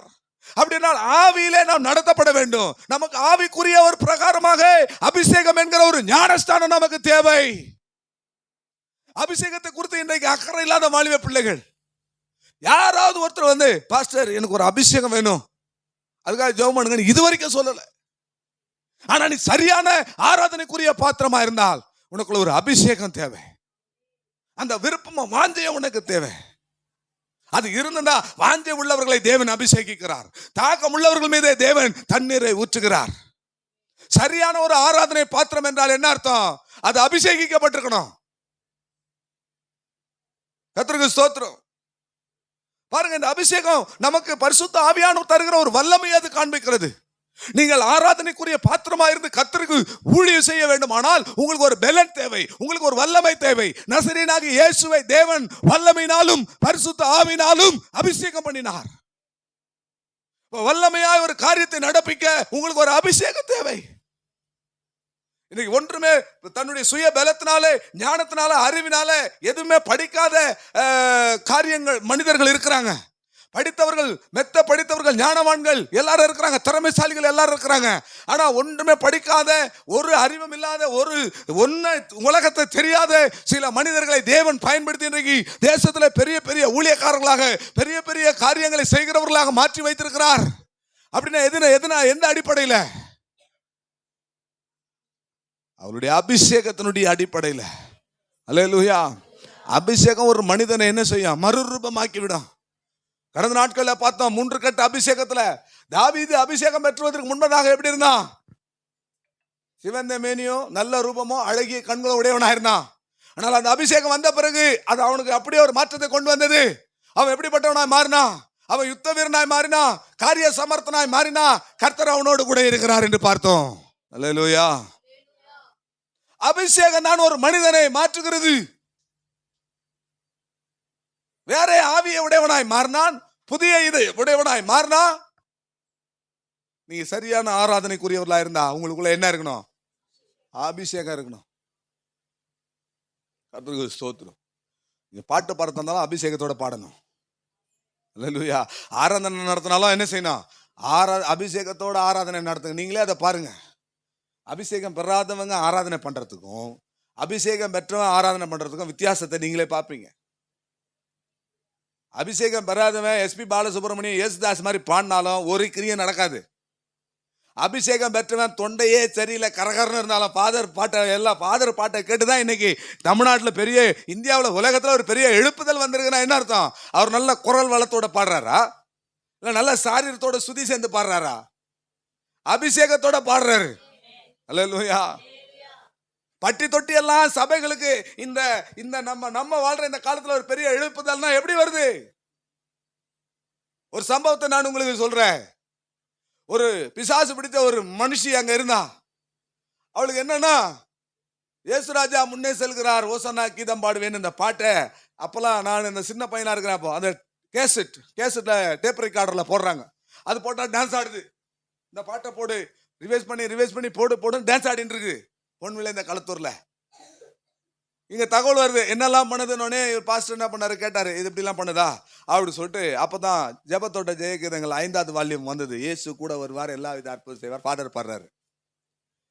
அங்க இந்த கேசட்ல கரெக்டா அந்த பாட்டை செட் பண்ணி நேரா போயிட்டு அந்த கேசட் எடுத்துட்டு இதை போட்டு ஜெபம்லாம் பண்ணல, இதை போட்டா இயேசு கூட வருவார், ஃபாதர் பாடுறாரு. அது பிசாசு பிடித்த பொம்பளை கத்துது. ஐயோ, நான் தான் சைக்கிளை கூட்டு போறேன், ஐயோ இந்த பாட்டு நிப்பாட்டுங்க. அப்ப கேட்டாரு, உனக்கு ஏன் இந்த பாட்டு பிடிக்கல, அந்த பாட்டு எங்க? அதை பாடுறது எங்க ஆளுன்னு சொல்லுது. யாரு? ஓசன்னா மனோ பாடுறாரு, எஸ்பி பாலசுப்ரமணியம், இயேசுதாஸ்லாம் பாடுறாங்கல்ல பாட்டு. அவங்க பாடுறவன் எங்க ஆளு. அதனால எனக்கு சந்தோஷமா இருக்கு. இதை பாடுறவன் எங்க ஆளு கிடையாது. அல்லேலூயா. எதுக்காக நான் சொல்றேன்? பிரியமான உண்மை சம்பவத்தை சொல்றேன், கண் கூட நான் பார்த்ததை சொல்றேன். ஏன் நான் சொல்றேன்னா, அபிஷேகம் பெற்றவன் செய்கிற ஆராதனையில ஒரு தேவ மகிமை இருக்கிறது. அல்லேலூயா. அபிஷேகம் பண்ணப்பட்டவனுடைய பிரசங்கத்துல கர்த்தருடைய வல்லமை இருக்கிறது.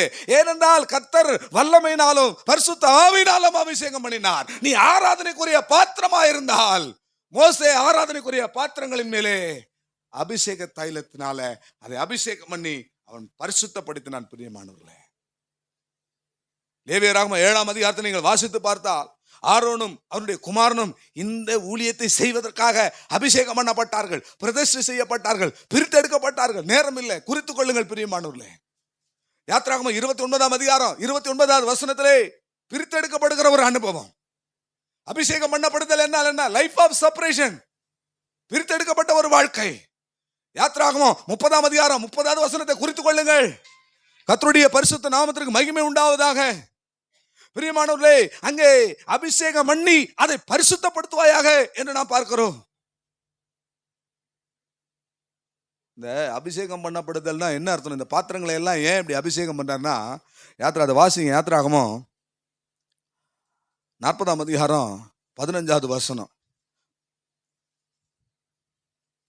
கொஞ்சம் வேகமாயிடுங்களேன். தோத்துரும்.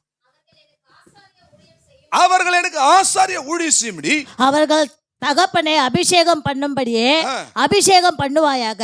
அவர்கள் பெரும் அந்த அபிஷேகம் தலைமுறை தோறும் நித்திய ஆசாரியத்துவத்துக்கு ஏதுவாய்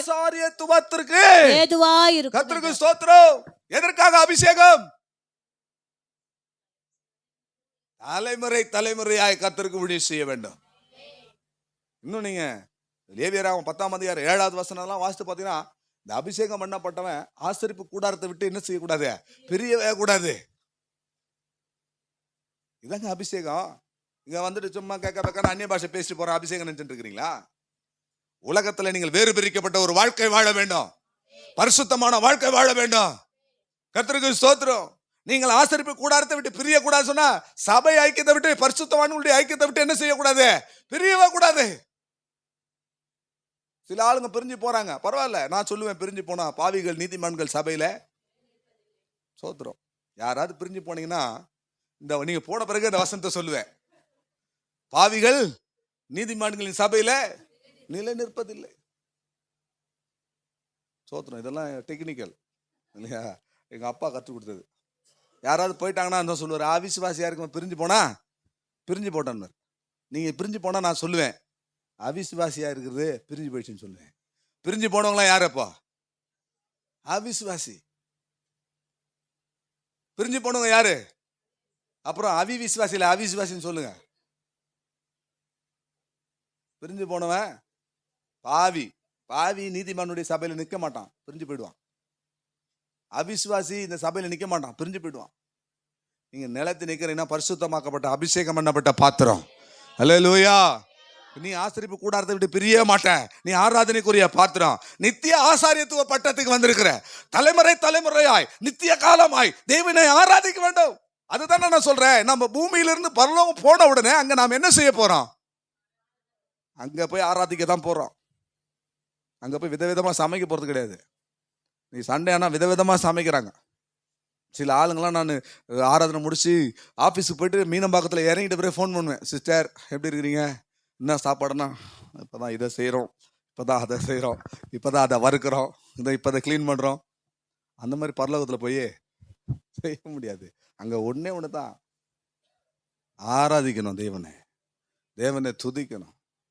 பரலோகம் போல நேரம் நரகம் போனால் அங்கே கூக்குரல், அழுகை, வேதனை. அதனால தெய்வத்தை ஆராதிப்பதற்கு ஒரு பயிற்சி நாம் இந்த பூமியில என்ன செஞ்சுட்டு இருக்கிறோம்? எடுத்துக்கிட்டு இருக்கிறோம். அது எப்படிப்பட்ட ஒரு பயிற்சி? சாயலான ஒரு பயிற்சி. பழைய ஏற்பாட்டுல நிழலாய் சொல்லப்பட்ட பழைய ஏற்பாட்டினுடைய நிழலான ஆராதனை தான் நாம் இப்ப பார்க்கிறோம். நிறைய பேருக்கு புரியல, புரிஞ்சவங்களுக்கு ஸ்தோத்திரம், புரியாதவங்க திரும்பவும் இதெல்லாம் எனக்கு புரியலன்னு கேளுங்க, எக்ஸாமுக்கு முன்னாடி கேளுங்க, மறுபடியும் உங்களுக்கு ஒரு ரிவிஷன் எடுத்துடுறேன். கர்த்தருக்கு ஸ்தோத்திரம். பிரியமான ஜீவனுள்ள நாளெல்லாம் நாம் கர்த்தரை ஆராதிக்க வேண்டும். கடைசியாக இந்த ஆராதனைக்குரிய பாத்திரங்களுக்கு மோசே செய்த இன்னொரு காரியத்தை நான் சொல்றேன். ஒன்று அபிஷேகித்தான். இன்றைக்கு போன வாரம் ரத்தத்தை தெளித்தான், இன்றைக்கு அபிஷேகித்தான், இன்னொரு காரியத்தை செய்தான். இதுதான் இந்த பாத்திரங்கள், தெரிந்து கொள்ளப்பட்ட பாத்திரத்தினுடைய நிறைவான செய்தி. கர்த்தருக்கு ஸ்தோத்திரம். யாத்திராகமம் 40ஆம் அதிகாரத்துல 20வது வசனத்துல இருந்து 30வது வசனம் வரை 10 வசனங்களை நீங்கள் பார்த்தீர்கள் என்று சொன்னால், அங்கே ஆராதனைக்குரிய அந்த பனிமுட்டுகளை அந்தந்த இடத்துல அவன் வைத்தானாம். அல்லேலூயா. வாசிங்க. பின்பு கர்த்தர் மோசேக்கு கற்பித்தபடியே சாட்சி பிரமாணத்தை எடுத்து அதை பெட்டியிலே வைத்து பெட்டியின் தண்டுகளை பாய்ச்சி பெட்டியின் மேல் கிருபாசன மூடியை வைத்து பெட்டியை வாசஸ்தலத்துக்குள்ளே கொண்டு போய் மறைவின் திரைச்சீலை தொங்க வைத்து சாட்சி பெட்டியை மறைத்து வைத்தான். பின்பு கர்த்தர் மோசேக்கு கற்பித்தபடியே மேஜை ஆசாரிப்பு கூடாரத்தின் வாசஸ்தலத்தின் வடபுறமாய். ஸ்தோத்திரம். நீங்க அந்த 10 வசனத்தை வாசிக்க இப்ப நம்ம நேரம் இல்ல. நான் உங்களுக்கு சொல்றேன், எந்தெந்த இடத்துல வைக்கணும்னு கர்த்தர் சொன்னாரோ அந்த ஆசரிப்பு கூடாரத்துல, அந்த வாசஸ்தலத்துல அந்தந்த இடத்துல அந்தந்த பொருட்களை வைத்தான், பாத்திரங்களை வைத்தான். நீங்களும் நானும் ஆராதனைக்குரிய பாத்திரங்கள். இந்த ஆசரிப்பு கூடாரம் என்கிற இந்த சபையில கர்த்தர் ஒவ்வொருத்தருக்கும் ஒவ்வொரு ஸ்தானத்தை வைத்திருக்கிறார். அந்தந்த ஸ்தானத்துல நாம என்ன செய்யணும்? இருந்து கர்த்தருக்கு ஊழியம் செய்யணும். அந்தந்த இடத்துல இருந்து கர்த்தரை ஆராதிக்கணும். எந்த இடத்துல கர்த்தர் வைத்தாரோ அந்த இடத்துல இருந்து கர்த்தரை சேவிக்க வேண்டும். 20வது வசனத்துல நாம் பார்க்கும்போது வாசஸ்தலத்துல அந்த 20வது வசனம் சொல்லுகிறது, உடன்படிக்கை பெட்டி வைக்க வேண்டிய ஒரு இடத்தை நாம் பார்க்கிறோம். 22வது வசனத்திலே மேசை வைக்கப்பட வேண்டிய ஒரு இடம். 24வது வசனத்திலே குத்து விளக்கு வைக்கப்பட வேண்டிய ஒரு இடம். 26வது வசனத்திலே பொற்பீடம் அல்லது தூபபீடம் வைக்க வேண்டிய ஒரு இடம். 25வது வசனத்திலே தொங்கு திரைகளை மாட்ட வேண்டிய ஒரு இடம். கர்த்தருக்கு ஸ்தோத்திரம். 29வது வசனத்திலே தகன பலிபீடம், வெண்கல தொட்டி இருக்க வேண்டிய இடம். ஆசரிப்பு கூடாரத்துல இதெல்லாம் இருக்க வேண்டிய இடம். நான் திரும்ப சொல்றேன், 20வது வசனத்துல உடன்படிக்கை பெட்டி வைக்க வேண்டிய இடம். 22வது வசனத்திலே மேசை வைக்க வேண்டிய ஒரு இடம். 24வது வசனத்திலே குத்து விளக்கு வைக்க வேண்டிய ஒரு இடம். 26வது வசனத்திலே பொற்பீடம் அல்லது தூபபீடம் வைக்க வேண்டிய ஒரு இடம். 25வது வசனம் அந்த தொங்கு திரைகளை எல்லாம் மாட்ட வேண்டிய இடத்துல அவன் மாட்டினான். 29வது வசனத்திலே தகன பலிபீடம், வெண்கல தொட்டி வைக்க வேண்டிய இடத்துல கர்த்தர் வைத்தார். கர்த்தர் சொன்ன இடத்துல மோசே வைத்தார். அதுதான் கர்த்தர் சொன்ன இடத்துல, கர்த்தர் வைத்த இடத்துல இருந்து நான் ஊழியம் செய்ய வேண்டும். ஆசரிப்பு கூடாரத்துல இருக்க வேண்டும். அப்படியானால் சபை ஐக்கியத்துல நாம் இருக்க வேண்டும். அந்த சபை ஐக்கியத்துல கர்த்தர் சொன்ன வைக்கிற இடத்துல, சொன்ன கர்த்தர் வைக்க சொன்ன இடத்துல அவன் வச்சா அந்த இடத்துல அவங்க இருந்து அந்த ஆராதனை பாத்திரங்கள் ஊழியம் செய்தது. அதுபோல இந்த ஊழியத்துல, இந்த உலகத்துல, இந்த சபை ஐக்கியத்துல நாம எந்த இடத்துல கர்த்தர் வச்சிருக்கிறாரோ அந்த இடத்துல நாம் இருக்கணும். வெளியே இருக்கிற பலிபீடம், நான் மகாபரிசுத்த ஸ்தலத்துக்கு தான் போவேன், அவரு மட்டும் தான் போவாரா, நான் போக மாட்டேனா, அப்படிலாம் என்ன செய்யக்கூடாது, போகக்கூடாது. கர்த்தர் உங்களை எந்த இடத்துல இந்த ஊழியத்துல வைக்கிறாரோ அந்த இடத்துல நின்று கர்த்தருக்கு என்ன செய்யுங்க? ஊழியம் செய்யுங்க. அல்லேலூயா. இந்த ஆசரிப்பு கூடாரத்தை விட்டு பிரியாதீங்க.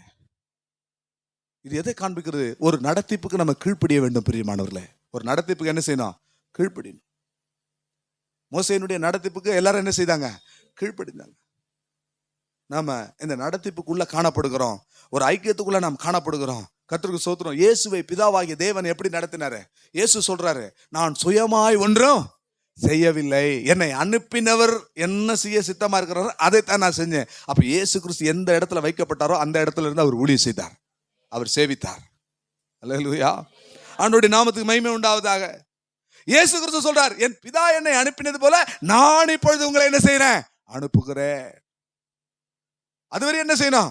நம்ம கர்த்தர் வைத்த இடத்துல நாம இருக்கணும். எங்க தேவன் நம்ம அனுப்புறாரோ அங்க நம்ம போகணும். எந்த காரியத்தை செய்ய சொல்றாரோ அந்த காரியத்தை நம்ம செய்யணும். இங்க நல்லா சபையில வளர்ந்த பிற்பாடு இப்போ 2-3 பேர் எல்லாம் ஊழியக்காரங்களா மாத்தி விட்டுருக்கிறோம். இப்போ பிரின்ஸ் இருக்கிறாங்க, அவங்க நல்லா டெவலப் ஆயிட்டாங்க. அடுத்த ஒரு பயங்கரமான பிரசங்கியாளர்னா நாங்களாம் உங்களை அனுப்புற வரைக்கும் நீங்க என்ன செய்யணும்? இங்க இருந்து இங்க ஒரு 10 பேரை சேர்த்துக்கிட்டு வாங்கடி நம்ம போலாம், நம்ம இவருனா பிரசங்கம் பண்றது, நம்ம தனியா ஆரம்பிச்சுக்கலாம்னு ஒரு டீம் ஃபார்ம் பண்ண கூடாது. அல்லேலூயா சொல்ல மாட்டீங்களா? அதெல்லாம் பண்ணக்கூடாது. அடுத்தது ஜெனிஷியா வந்துட்டாங்க. நாங்களா சொல்ற வரைக்கும் என்ன செய்யணும்? இங்க இருந்து இந்த வாசஸ்தலத்துல கர்த்தர் உங்களை எந்த இடத்துல வச்சிருக்கிறாரு அந்த இடத்துல இருந்து கர்த்தரை ஆராதிங்க, அதை சேவிங்க. இயேசு சொல்றாரு, என் பிதா என்னை அனுப்பினார், நான் என்ன செய்யறேன்? உங்களை அனுப்புறேன். பிதாவினுடைய சித்தம் இருக்கு. குமாரனாகிய இயேசு கிறிஸ்துக்கும் சித்தம் இருக்குது. என்ன அனுப்பினது போல நானும் உங்களை என்ன செய்யறேன்? அனுப்புறேன். இப்ப பரிசுத்த ஆவியானவர் எப்படி கிரியை செய்யறது தெரியுமா? அப்போஸ்தலர் 13ஆம் அதிகாரம் 2வது வசனத்துல, நான் தெரிந்து கொண்ட இந்த ஊழியத்திற்காக பவுலையும் பர்னபாவையும் என்ன செஞ்சிருங்க, பிரிச்சு விடுங்க. இப்ப நாங்க தான் சொல்லணும், இவங்கள பிரிச்சு விடுங்க, ஊழியத்துக்கு போட்டோம். அல்லேலூயா, அல்லேலூயா, அல்லேலூயா சொல்ல மாட்டீங்களா? அது வரைக்கும் அந்தந்த இடத்துல அவங்க என்ன செய்யணும், ஊழியம் செய்யணும். அப்படி செய்தால்தான், இப்படியெல்லாம் இந்த ஆசரிப்பு கூடாரத்துல ரத்தம் தெளித்தாங்க, அதை அபிஷேகித்து பரிசுத்தப்படுத்தினாங்க, அதை இருக்க வேண்டிய இடத்துல வச்சாங்க. இதனால அந்த ஆசரிப்பு கூடாரத்துல என்ன நடந்தது, யாராவது ஒருத்தர் சொல்லுங்களேன்.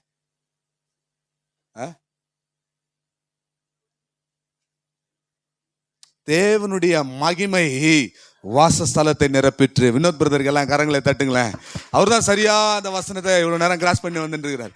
இவ்வளோ காரியங்களை செய்தா அந்த வாசஸ்தலத்தை தேவ மகிமை உங்களுக்குள்ள, நீங்கள் தான் தேவனுடைய ஆலயம், நீங்கள் தான் தேவனுடைய வாசஸ்தலம். இந்த சத்தியத்தின்படி நீங்க ஒரு கிருபா பாத்திரமாக,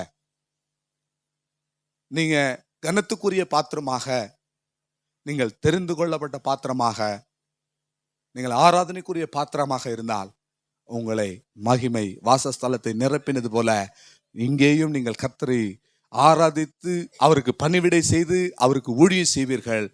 அங்கேயும் நீங்கள் கடந்து சென்று அவரை ஆராதித்து அவருக்கு பணிவிடை செய்து அவரை சேவிப்பீர்கள்.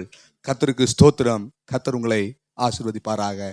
நாம் எல்லாரும் எழும்பி நின்று கண்களை மூடி தெரிந்து கொள்ளப்பட்ட பாத்திரங்களாக, கனத்துக்குரிய பாத்திரங்களாக, ஆராதனைக்குரிய பாத்திரங்களாக ஒப்பு கொடுப்போம். பிரியமானவர்களே, எல்லாரும் எழும்பி நிற்போம். எல்லாரும் எழும்பி நின்று கண்களை மூடுவோம்.